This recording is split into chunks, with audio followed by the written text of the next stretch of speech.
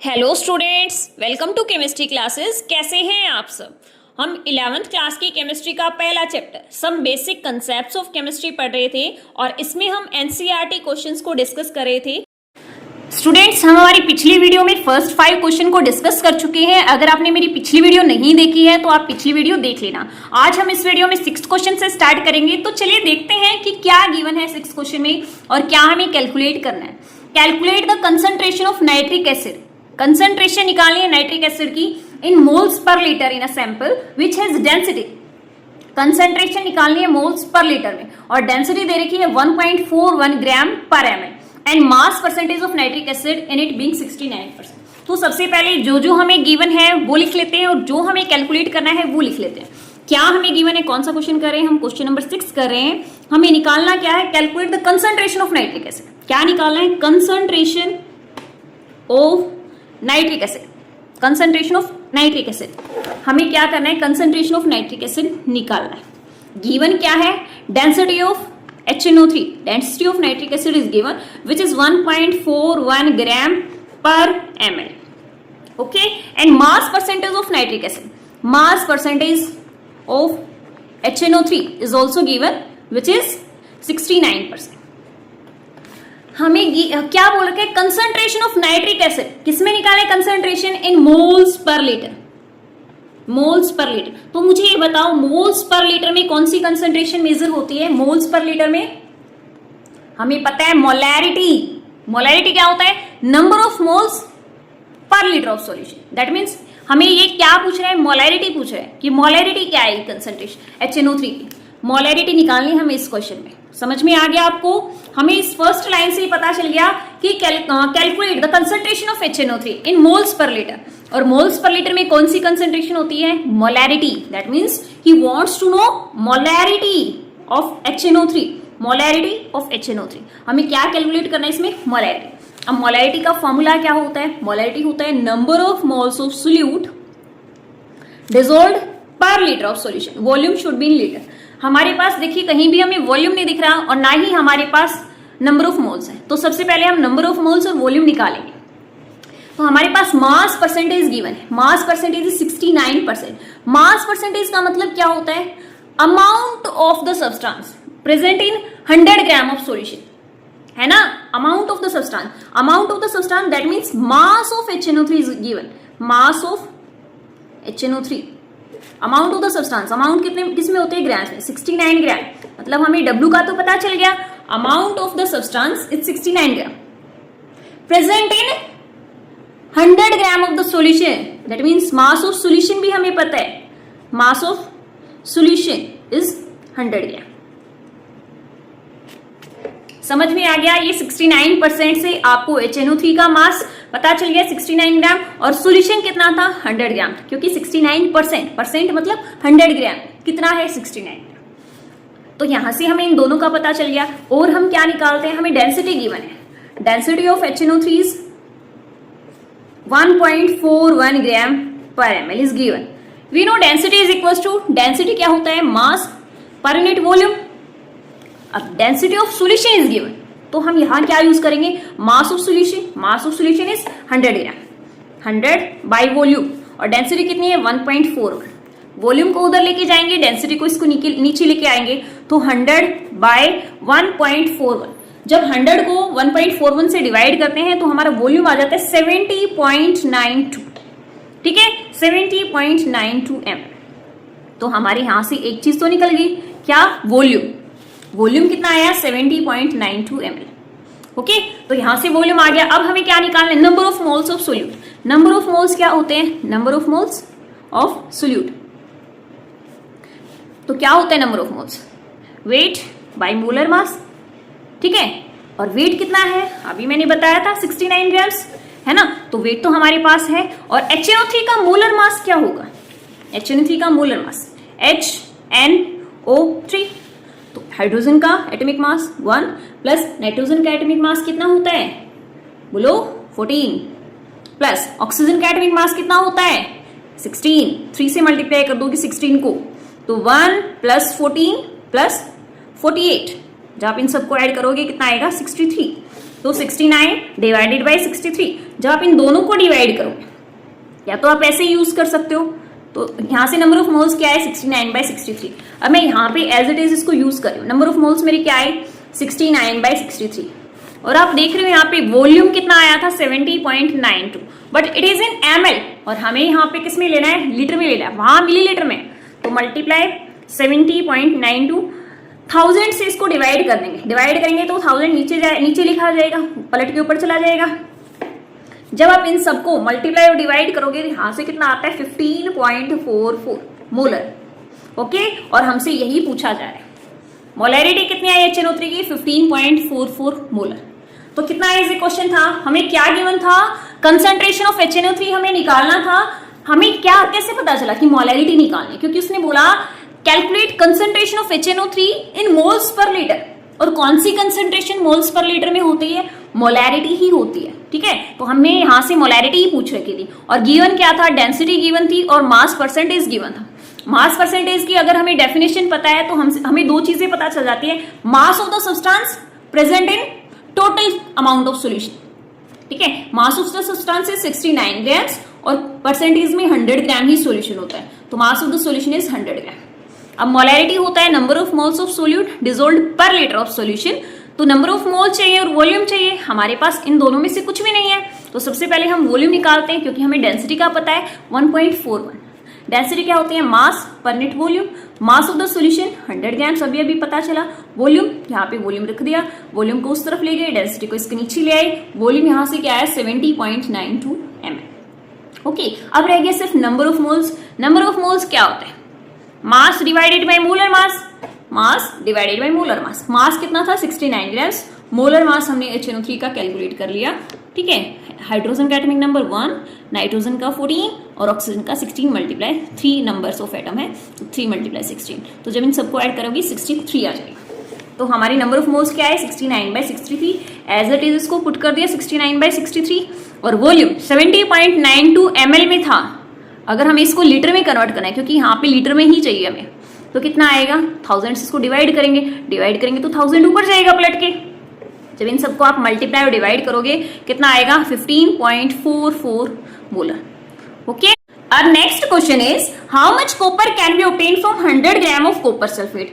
100 gram copper sulphate से कितना copper obtain होगा, क्या पूछ रखा है 100 ग्राम कॉपर सल्फेट से कितना कॉपर ऑब्टेन होगा। तो लिख लेते हैं हम, क्या पूछ रखा है, कॉपर सल्फेट से कितना कॉपर ऑब्टेन होगा। ठीक है, तो कॉपर सल्फेट CuSO4, क्या रहता है CuSO4, Cu2 positive plus SO4 2 negative. ठीक है, तो क्या पूछा है 100 ग्राम कॉपर सल्फेट से कितना कॉपर ऑब्टेन होगा, ये पूछा है कि कितना कॉपर ऑब्टेन होगा 100 ग्राम से। ठीक है, तो सबसे पहले हम देख लेते हैं यहां है कितना ये, तो कैसे पता चलेगा यहाँ कितना ग्राम है। यहाँ पे 1 मोल कॉपर सल्फेट से हमें क्या मिल रहा है, 1 मोल कॉपर ही मिल रहा है। ठीक है, 1 मोल कॉपर सल्फेट से क्या मिल रहा है, 1 मोल कॉपर सल्फेट से क्या मिल रहा है हमें, 1 मोल कॉपर मिल रहा है, 1 मोल कॉपर। अब 1 मोल कॉपर सल्फेट कितने ग्राम होता है, तो निकाल लेते हैं। कॉपर सल्फेट का atomic mass, molecular mass, copper का एटॉमिक मास क्या होता है 63.5, सल्फर का होता है 32 प्लस ऑक्सीजन का होता है 16, तो 4 मल्टीप्लाई 16।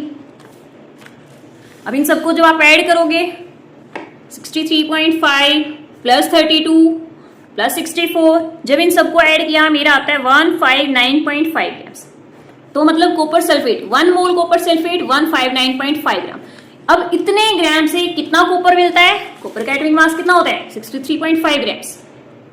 ठीक है, तो अभी यूनिटरी मेथड से इसको सोल्व करते हैं। क्या 159.5 gram copper sulphate from 159.5 gram copper sulphate obtain copper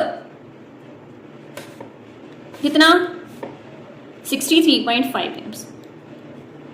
इतने से 63.5 ग्राम बनता है। 1 ग्राम कॉपर सल्फेट से कितना कॉपर बनेगा 63.5 डिवाइडेड बाय 159.5, और हमसे पूछ क्या रखा है भाई 100 ग्राम में कितना बनेगा, मल्टीप्लाई 100। तो यहां से कितना आ गया 63.500 डिवाइडेड बाय 159.5। ठीक है, याद है। जब आप इन दोनों को डिवाइड करोगे कितना आएगा 39.81 ग्राम्स। ओके, और यही हमारा आंसर है। कितना इजी क्वेश्चन था ना कि कॉपर सल्फेट से 100 ग्राम कॉपर सल्फेट से हमें कितना कॉपर ऑब्टेन होगा। सबसे पहले हमने इक्वेशन लिख ली, रिएक्शन लिख ली। कॉपर सल्फेट किसमें टूटता है, copper 2 positive plus SO4 2 negative. 1 मोल कॉपर सल्फेट से 1 मोल कॉपर ही बनता है, ठीक है। तो 1 मोल कॉपर सल्फेट में कितनी अमाउंट होती है, मैंने निकाल लिया। 1 मोल कॉपर सल्फेट में कितनी होती है, कॉपर का एटॉमिक मास 63.5, सल्फर का 32 एंड ऑक्सीजन का 16, तो 4 × 16। जब इन सबको ऐड किया कितना आता है 159.5 ग्राम। तो 1 मोल कॉपर सल्फेट का मास कितना है 159.5 ग्राम। इतने से हमें कितना कॉपर मिल रहा है, 1 मोल कॉपर ही मिल रहा है, और 1 मोल कॉपर की अमाउंट कितनी है 63.5। लेकिन हमसे इतने में नहीं पूछ रखी, हमसे पूछ रखी है 100 ग्राम में कितना कॉपर बनेगा, ठीक है। तो यूनिटरी मेथड लगा देते हैं। 159.5 ग्राम से कॉपर कितना मिल रहा है 63.5, और 1 ग्राम से कॉपर मिलेगा 63.5 डिवाइडेड बाई 159.5, और हमें 100 में पूछ रखा है 100 ग्राम से कितना मिलेगा, तो 100 यहाँ पे मल्टीप्लाई हो जाएगा। जब इनको सोल्व करेंगे हमारा कितना आएगा 39.81 ग्राम। Our next question is determine the molecular formula of an oxide of iron in which the mass percentage of iron and oxygen are। हमें क्या निकालना है, मॉलिक्यूलर फॉर्मूला निकालना है ऑक्साइड ऑफ आयरन का, और गिवन क्या क्या है, mass percentage of iron and oxygen are 69.9 and 30.1। Molecular formula बहुत अच्छे से समझा रखा है, सोल्ड एग्जाम्पल में भी मैंने इस तरीके का क्वेश्चन करवाया था, बहुत ही इजी क्वेश्चन है। चलिए स्टार्ट करते हैं। 8th क्वेश्चन क्या निकालना है हमें, 8th क्वेश्चन में निकालना क्या है, मॉलिक्यूलर फॉर्मूला। मॉलिक्यूलर फॉर्मूला, ठीक है, मॉलिक्यूलर फॉर्मूला हमें निकालना है, और गिवन क्या क्या है, मास परसेंट ऑफ आयरन कितना 69.9, ठीक है, 69.9% आयरन है, और मास percent of oxygen is 30.1%। Okay, और मॉलिक्यूलर फॉर्मूला कैसे निकालते हैं, सबसे पहले मॉलिक्यूलर फॉर्मूला निकालने से पहले हम क्या निकालते हैं, एम्पेरिकल फॉर्मूला। और एम्पेरिकल फॉर्मूला के लिए क्या बनाई जाती है, टेबल, और टेबल बनाते हैं। फिर सबसे पहले टेबल बनाते हैं, टेबल बनाएंगे। सबसे पहले हम इसमें क्या लिखते हैं, एलिमेंट्स, एलिमेंट्स। दूसरे में क्या लिखते हैं, मास, लेकिन इन ग्राम्स। यहां पे परसेंटेज में है, जो परसेंटेज है एज इट इज उसको ग्राम में लिख दो, 69.9 ग्राम, और यहां से आ गया 30.1 ग्राम्स। हमने मास निकाल लिया ग्राम में, जो परसेंटेज में है एज इट इज उसको किस में लिख दो, ग्राम में लिख दो। अब हमारे पास मास भी हो गया। अब मोलर मास, मोलर मास वो भी ग्राम में होता है। फिर यहां से निकालेंगे नंबर ऑफ मोल्स, इन दोनों को डिवाइड कर देंगे, नंबर ऑफ मोल्स आ जाएगा। फिर हम क्या निकालेंगे, सिंपलेस्ट रेशियो। उसके बाद क्या लिखेंगे, simplest whole number ratio, whole number ratio. Because हमें मॉलिक्यूलर फॉर्मूला निकालना है, मॉलिक्यूलर फॉर्मूला निकालने से पहले हमें एम्पेरिकल फॉर्मूला निकालना पड़ेगा, और empirical formula is the simplest whole number ratio of elements. Okay, तो यहां से हमारे पास एम्पेरिकल फॉर्मूला आ जाएगा। तो क्या क्या है, एलिमेंट्स क्या क्या है हमारे पास, आयरन एंड ऑक्सीजन। मास कितना है, आयरन का 69.9 ग्राम है, और ऑक्सीजन का 30.1 ग्राम है। मोलर मास कितना होता है, आयरन का होता है 55.8, और ऑक्सीजन का कितना होता है 16, ठीक है। अब नंबर ऑफ मोल्स निकालेंगे, तो मास divided by molar mass 69.9 divided by 55.8, यहाँ पे 30.1 डिवाइडेड बाय 16। जब इन दोनों को डिवाइड करेंगे यहां से आएगा हमारा 1.25, और जब इन दोनों को डिवाइड करेंगे यहां से आएगा हमारा 1.88। सिंपलेस्ट रेशियो 1.25 और 1.88। इन दोनों में से जो छोटा नंबर होता है उससे दोनों को डिवाइड कर देते हैं, तो 1.25 डिवाइडेड बाय 1.25, 1.88 डिवाइडेड बाय 1.25, यहां से आ गया हमारा 1, और यहां से आता है 1.5। हमें किस में कन्वर्ट करना है, होल नंबर में। तो किसी ऐसे नंबर से इनको मल्टीप्लाई करना पड़ेगा कि दोनों होल नंबर में कन्वर्ट हो जाए। ये तो होल नंबर ऑलरेडी है, इसको कन्वर्ट करने के लिए अगर मैं इस नंबर को 2 से मल्टीप्लाई करूं तो क्या आ जाएगा, ये 3 बन जाएगा, और ये क्या आ गया, इसको भी 2 से करना पड़ेगा, ये हो गया 2। तो हमारा एम्पेरिकल फॉर्मूला क्या होता है? Simplest whole number ratio of elements. क्या क्या आए हैं एलिमेंट्स? आयरन के आए हैं 2 और ऑक्सीजन के आए हैं 3। तो एम्पेरिकल फॉर्मूला क्या हो गया? एम्पेरिकल फॉर्मूला क्या हो गया? एम्पेरिकल फॉर्मूला Fe के कितने आए? 2 और ऑक्सीजन के कितने आए? 3। तो Fe2O3 हमारा एम्पेरिकल फॉर्मूला आ गया। तो यहां से पहले एम्पेरिकल फॉर्मूला मास निकालते हैं। एम्पेरिकल फॉर्मूला मास, तो जो एम्पेरिकल फॉर्मूला है उसी से निकलेगा। कितने एलिमेंट्स आयरन के? 2 multiply atomic mass of iron is 55.8 plus oxygen के कितने एटम्स है? 3 multiply atomic mass of oxygen is 16। जब इनको मल्टीप्लाई करोगे यहां से आएगा 111.6 प्लस 16 3 48। इन दोनों को ऐड करेंगे 159.7 ग्राम्स। यहां से हमारे एम्पेरिकल फॉर्मूला मास आया है। अब हम क्या निकालेंगे? यहां से निकालेंगे मॉलिक्यूलर फॉर्मूला मास। क्या होता है molecular formula mass? Is equal to n multiply empirical formula mass. अब molecular formula mass is equal to n multiply empirical formula mass. Molecular formula mass is given 159.8 is equal to n multiply 159.7। यहां से n की value क्या आई? इसको दूसरी तरफ लेके जाएंगे 159.8 ये है और 159.7 ये है, तो अप्रोक्स की 1 ही आ गया। तो n का मास क्या आया है? n क्या आया? यहाँ से n 1 आया। ठीक है, तो empirical formula mass is equal to n multiply empirical formula मास।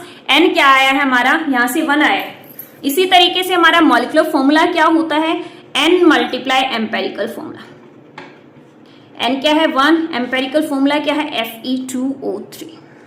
तो मल्टीप्लाई कर दो, 1 से ही मल्टीप्लाई करें तो सेम ही आएगा Fe2O3। तो मॉलिक्यूलर फॉर्मूला क्या आया? Fe2O3। Got it? सबसे पहले हमने टेबल बना ली, simplest whole number ratio calculate कर लिया। Fe2O3 हमारा एम्पेरिकल फॉर्मूला आया। यहां से हमने एम्पेरिकल फॉर्मूला मास निकाल लिया। फिर हमने मॉलिक्यूलर फॉर्मूला मास हमें गिवन था, यहां से n की वैल्यू कैलकुलेट कर ली। n की वैल्यू ये 1 आई है। Molecular formula is equal to n multiply empirical formula. n की वैल्यू 1 आई, पुट किया। एम्पेरिकल फॉर्मूला Fe2O3 1 से मल्टीप्लाई करेंगे तो सेम ही आएगा। Molecular formula is Fe2O3। 9th question is calculate the atomic mass. Average निकालना है, average of atomic mass of chlorine using the following data. ये हमें डेटा गिवन है। क्लोरीन के जो आइसोटोप 35 और 37 है उनकी अबंडेंस परसेंटेज गिवन है और मोलर मास गिवन है। हमें क्या निकालना है? एटॉमिक मास का एवरेज निकालना है। दैट मीन्स हमें निकालना क्या है?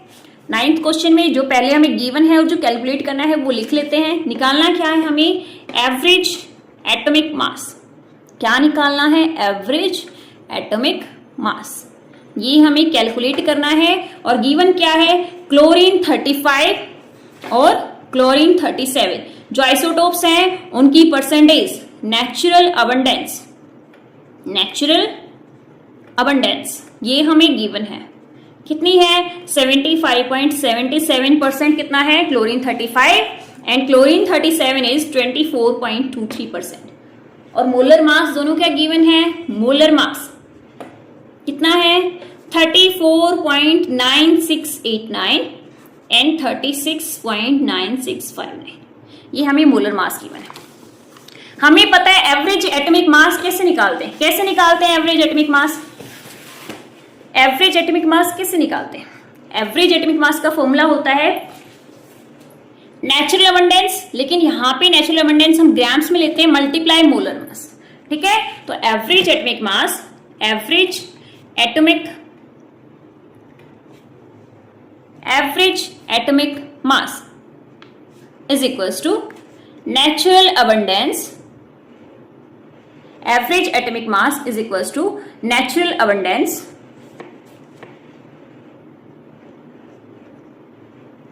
मल्टीप्लाई मोलर मास।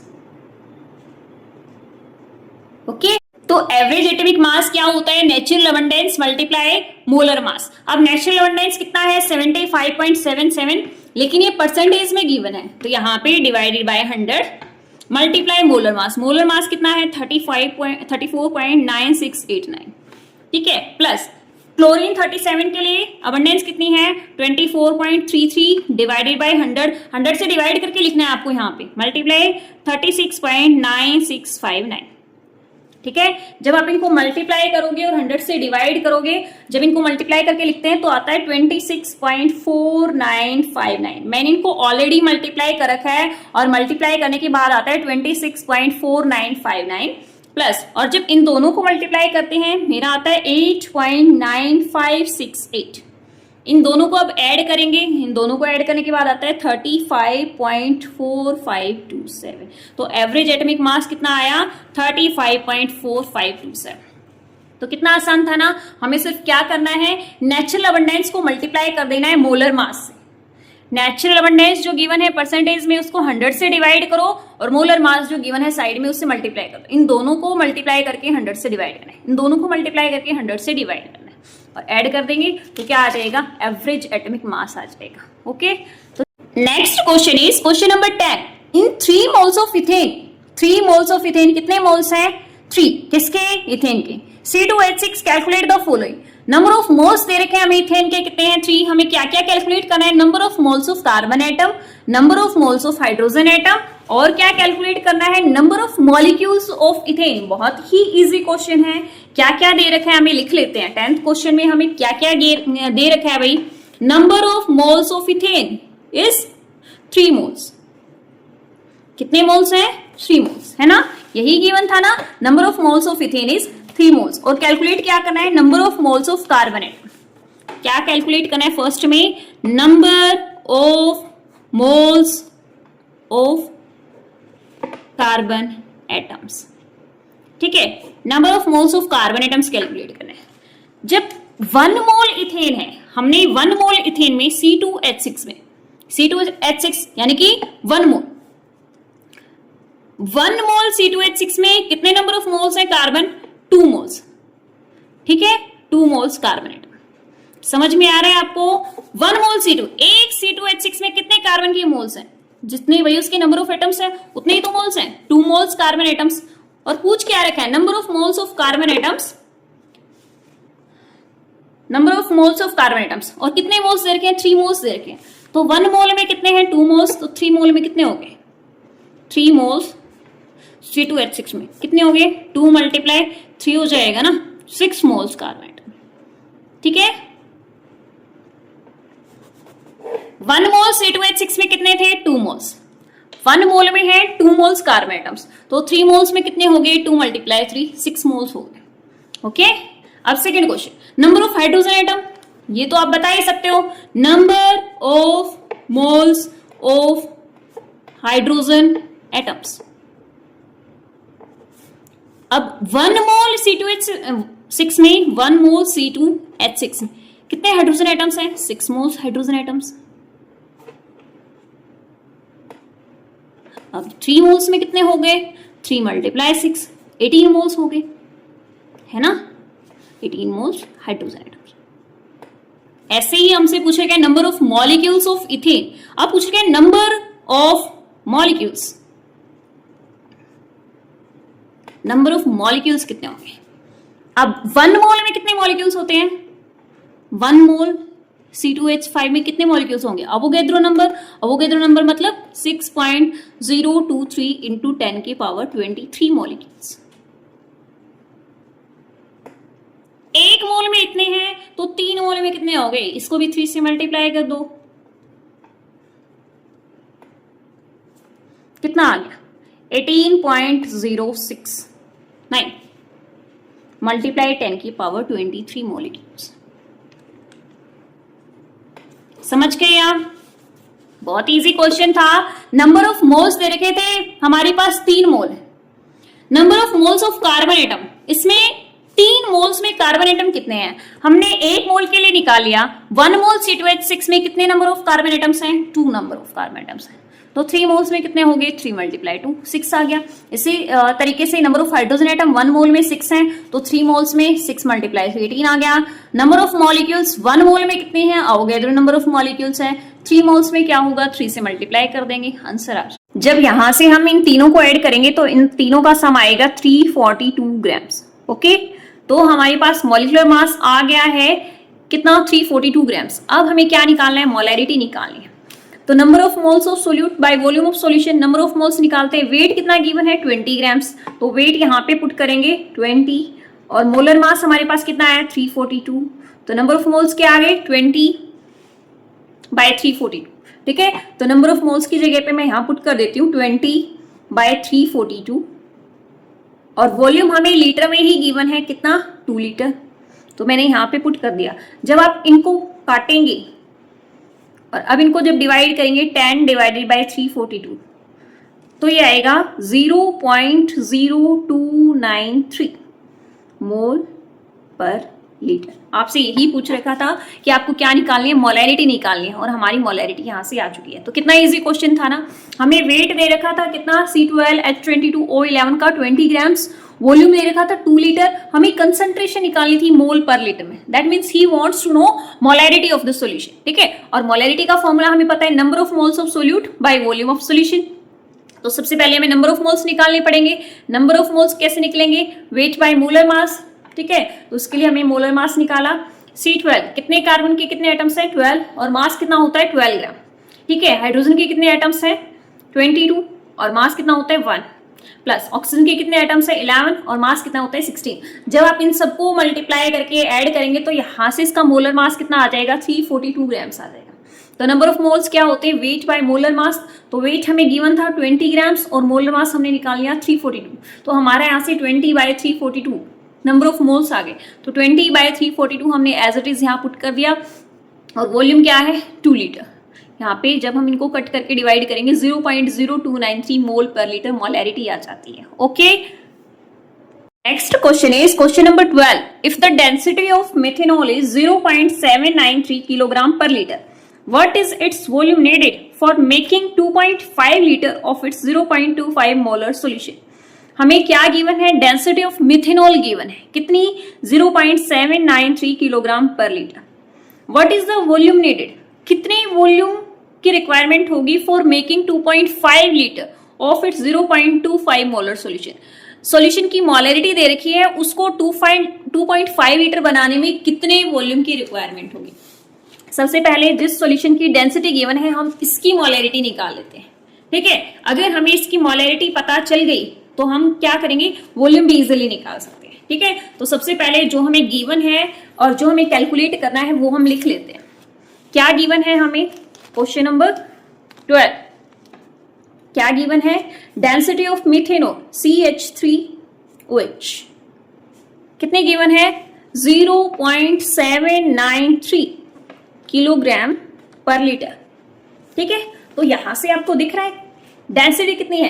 डेंसिटी क्या होता है, mass per unit volume, that means mass of the solution. अगर मैं वॉल्यूम यहां से 1 लीटर लूं, किलोग्राम पर लीटर, यहां से क्या पता चल रहा है कि 1 लीटर में कितने किलोग्राम है मास या फिर हम बोले वेट, मास या फिर weight of solution.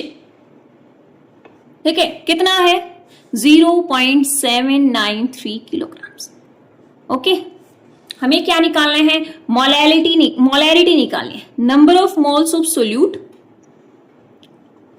Dissolved per litre of solution.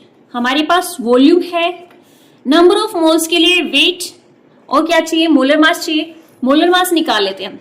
Methanol का मोलर मास क्या आएगा, मिथेनॉल CH3OH, कार्बन का एटॉमिक मास 12 प्लस हाइड्रोजन के 3 एटम्स है और 1 इसका एटॉमिक मास होता है, प्लस ऑक्सीजन का एटॉमिक मास 16 प्लस हाइड्रोजन का atomic mass 1, 12 plus 3 plus 16 plus 1। जब आप इन सबको यहां से ऐड करोगे तो यहां से आएगा 32 ग्राम्स। ठीक है, तो कितना मोलर मास आया 32 ग्राम। देखो हमारे पास ये जो मास है वो किस में है, किलोग्राम्स में, ये किस में है, ग्राम्स में। यूनिट सेम होनी चाहिए, तो हम या तो इसी को किलोग्राम्स में चेंज कर लेंगे या फिर इसको ग्राम में चेंज करेंगे। मैं इसको किलोग्राम में चेंज कर रही हूं, इसको किलोग्राम में चेंज करेंगे तो इसको 1000 से डिवाइड करेंगे तो कितना आएगा 32/1000, कितना आ गया 0.032 किलोग्राम्स। ओके, तो आपके पास मोलर मास कितना आया 0.032 किलोग्राम्स। अब तो बहुत इजी है, number of moles, weight by molar मास और नीचे क्या है, volume of the solution in litre. ठीक है, वेट कितना है हमारे पास 0.793, मोलर मास कितना है 0.032 और volume of the solution is 1 litre. ठीक है, जब आप 0.793 और 0.032 इन दोनों को डिवाइड करेंगे, इन दोनों को डिवाइड करने के बाद आता है 24.78 मोल पर लीटर। ठीक है, तो मोलैरिटी कितनी आई 24.78। हमारे पास मोलैरिटी आ चुकी है, एक सॉल्यूशन की हमारे पास मोलैरिटी गिवन है और उसका वॉल्यूम भी गिवन है। इस सॉल्यूशन की हमें वॉल्यूम निकालना है कि कितना वॉल्यूम ऐड करना पड़ेगा कि वॉल्यूम कितना बन जाए। ठीक है, मैंने मान लिया ये सॉल्यूशन, ये जो मैंने मोलैरिटी निकाली है ये M1 है। ठीक है, तो M1 मेरी कितनी आई 24.78। ठीक है, 24.78 मोल पर लीटर और वी कैन से दैट 24.78 मोल। ठीक है, इसका मुझे वॉल्यूम नहीं पता कि वॉल्यूम कितना है। ठीक है, लेकिन मेरे को गिवन है कि वॉल्यूम कितना बनाना है, कितना 2.5 लीटर बनाना है। ठीक है, और उस सॉल्यूशन की मोलैरिटी भी गिवन है, कितनी है मोलैरिटी 0.25। ठीक है, ये सब गिवन है हमें क्वेश्चन में 2.5 litre of its 0.25 molar solution.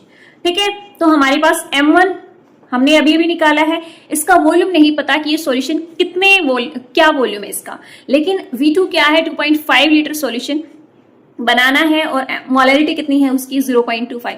तो हमें मोलैरिटी इक्वेशन का पता है। मोलैरिटी इक्वेशन क्या है M1 V1 is equals to M2 और V2। ठीक है, M1 V1 is equals to M2 V2। यहां से M1 की वैल्यू कितनी है 24.78। V1 हमें नहीं पता कितना वॉल्यूम नीडेड है, वही हमें निकालना है। और M2 मोलैरिटी कितनी बनाई है 0.25 मोलर सॉल्यूशन हुआ है और वॉल्यूम कितना है 2.5 लीटर। यहां से V1 को यहीं रखेंगे और इसको इसके नीचे लेके जाएंगे। 0.25 मल्टीप्लाई 2.5 डिवाइडेड बाय 24.7। जब आप इन सबको मल्टीप्लाई और डिवाइड करते हैं तो यहां से आएगा हमारा V1 0.02522। ठीक है, इतना लीटर आएगा। अगर आप इसको ml में चेंज करेंगे तो ml में कितना आ जाएगा 25.22 millilitre. Next question is question number 13। Pressure is determined as force per unit area of the surface. The SI unit of pressure Pascal is as shown here. 1 Pascal is equals to 1 Newton per meter square. If mass of air at sea level is 1034 gram per centimeter square, calculate the pressure in Pascal. हमें क्या निकालना है इसमें, pressure निकालना है और given क्या है, मास गिवन है। ठीक है, तो 13 क्वेश्चन कर लेते हैं। क्या गिवन है हमारे पास, मास गिवन है। मास ऑफ एयर इज 1034 ग्राम पर सेंटीमीटर स्क्वायर। ये बहुत ही इजी क्वेश्चन है, बस यूनिट कन्वर्जन करना है इसमें और यूनिट कन्वर्जन से हमारा ये क्वेश्चन आ जाएगा। हमें क्या निकालना है, प्रेशर निकालना है और किसमें, पास्कल में। ठीक है, किसमें निकालना है, पास्कल में।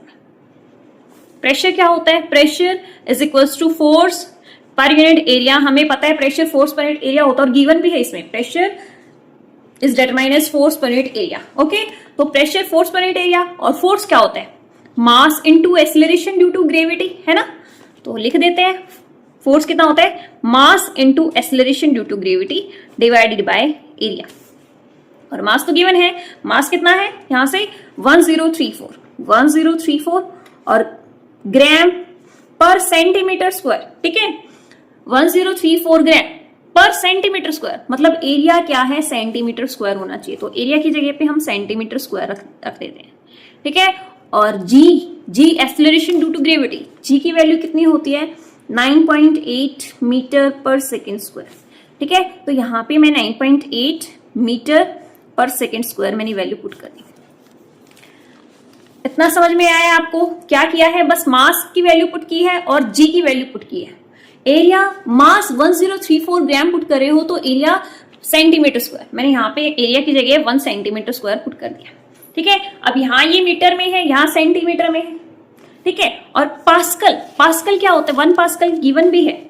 1 पास्कल क्या होता है, 1 न्यूटन मीटर स्क्वायर, 1 न्यूटन पर मीटर स्क्वायर, इतना होता है। ठीक है, और 1 न्यूटन क्या होता है, न्यूटन कितना होता है, kilogram metre per second square. ठीक है, मतलब हमें इतना लेके आना है, kilogram metre per second square ये आना चाहिए, और साथ में मीटर स्क्वायर होगा तो उसको हम पास्कल में कन्वर्ट कर सकते हैं।